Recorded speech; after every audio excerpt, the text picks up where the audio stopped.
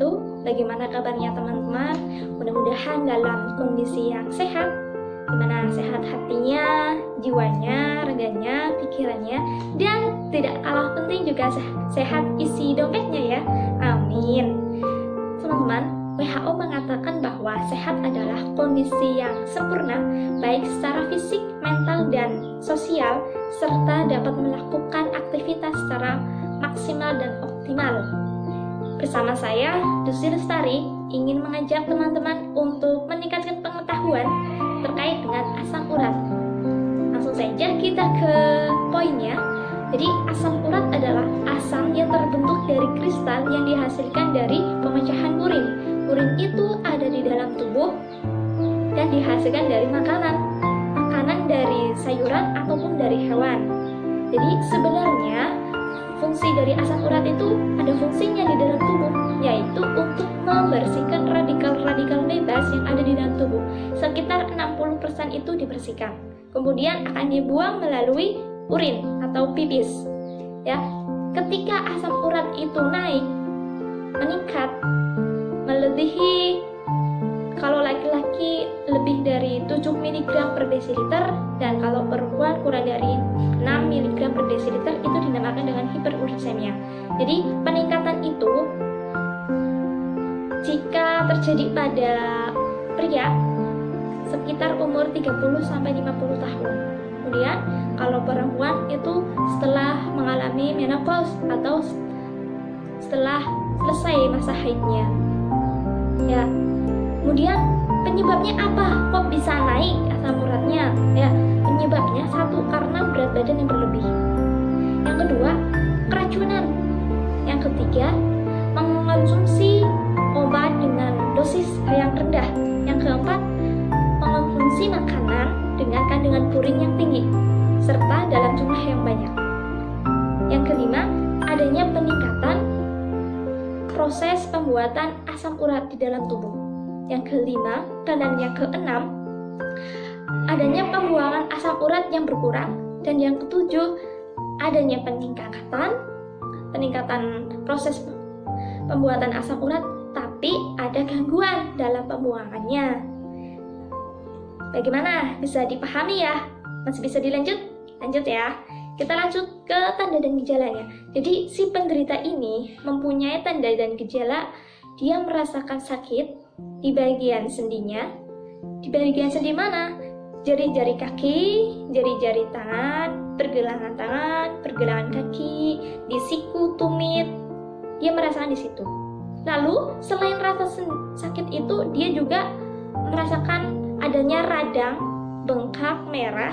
Dan rasa sakit itu biasanya dialami pada malam hari ataupun di pagi hari saat bangun tidur. Kemudian, ketika asam urat ini sudah menetap, maksudnya sudah lama diderita tapi tidak diberikan pengobatan, maka akan memunculkan berbagai macam penyakit. Ya, yang pertama adanya rematik gout, ya, atau kerusakan sendi. Jadi karena asam urat itulah sendi-sendinya akan merusak. Dan yang kedua adanya tofi. Tofi itu apa? Tofi adalah benjolan-benjolan. Benjolan bisa terletak di daun telinga, kemudian ibu jari kaki, punggung lengan sampai siku, dan samping tempurung lutut. Itu warnanya pucat untuk benjolannya. Kemudian adanya gangguan fungsi ginjal. Ginjal mengalami gangguan dalam proses filtrasi, begitu.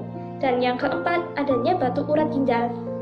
Batu urat ginjal ini adanya kristal yang masuk ke saluran pipis, tapi tidak bisa pipis jadinya kan. Nah, maka dari itu harus dilakukan pengobatan, salah satunya di operasi. Tuh. Baik teman-teman, setelah kita belajar dari pengertiannya, ada gejala, penyebabnya, serta penyakit-penyakitnya, kita lanjut ke manajemen asam urat. Ya, kira-kira jadi manajemen itu untuk memelihara agar diri kita tidak mengalami asam urat ya.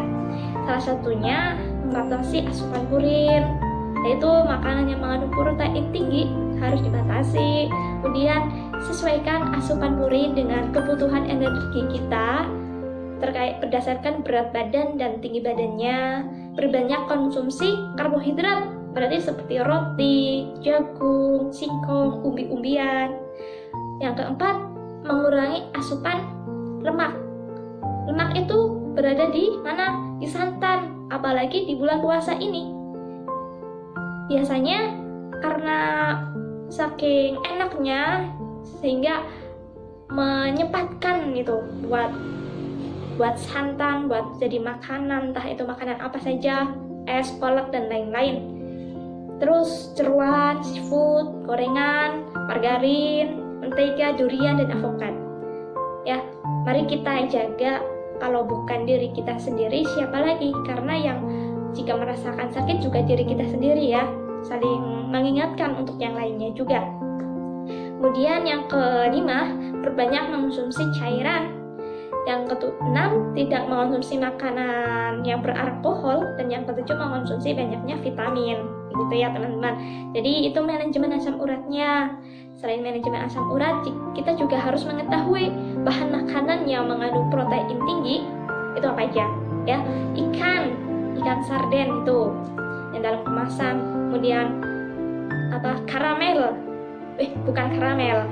Karamel mah enak ya, maksudnya makarel, ikan makarel. Kemudian kerang, remis, cumi udang, ada daging bebek, angsa, burung. Kemudian jeroan dari berbagai jenis ternak itu tidak boleh, kaldu instan, kemudian makanan yang mengandung ragi itu harus benar-benar dibatasi karena mempunyai protein yang tinggi ya. Kemudian yang kedua, ada bahan makanan yang mengandung protein sedang, ada sayuran, kemudian kacang polong, asparagus, daun singkong, ada kembang kol, daun pepaya, kangkung, biji melinjo dan daunnya serta jamur. Kemudian kalau untuk daging ayam, daging sapi, ikan gurami, kakap tongkol, tenggiri, bawal, dan bandeng. Kacang-kacangan seperti kacang hijau, kacang merah, kacang tanah, kacang ini, kedelai, tempe tahu itu kan termasuk buatnya dalam kacang-kacangan ya, juga harus dibatasi ya. Selain ada protein yang sedang, juga ada bahan makanan yang bisa dikonsumsi dengan protein yang rendah, yaitu wortel, jagung manis, dan labu siam, ada oyong, sawi putih, mentimun, terus terong ungu itu bisa dikonsumsi karena proteinnya rendah. Kalau untuk buah-buahan seperti pepaya, sirsak, stroberi, mangga, dan melon, jeruk itu boleh. Terus apalagi belewah, belimbing, semangka, pisang, jeruk manis, tomat, jagung, jambu biji, dan pir. Itu silahkan karena banyak mengandung cairan itu. Buah-buah yang mengandung cairan. Kemudian bisa mengonsumsi keju, telur, susu, dan umbi-umbian seperti padi-padian, terigu, tepung beras, jagung, mie, bihun. Ya, sampai di sini bisa dipahami ya teman-teman. Alhamdulillah sudah selesai materinya. Harapan saya karena sudah diberikan ini video tentang asam urat bisa meningkatkan kualitas hidup kita dalam menjaga kesehatan dan bisa disebarluaskan informasi yang sudah didapatkan. Apabila ada yang kurang jelas bisa komentar ya. Selebihnya dan kekurangannya saya mohon maaf. Assalamualaikum warahmatullahi wabarakatuh.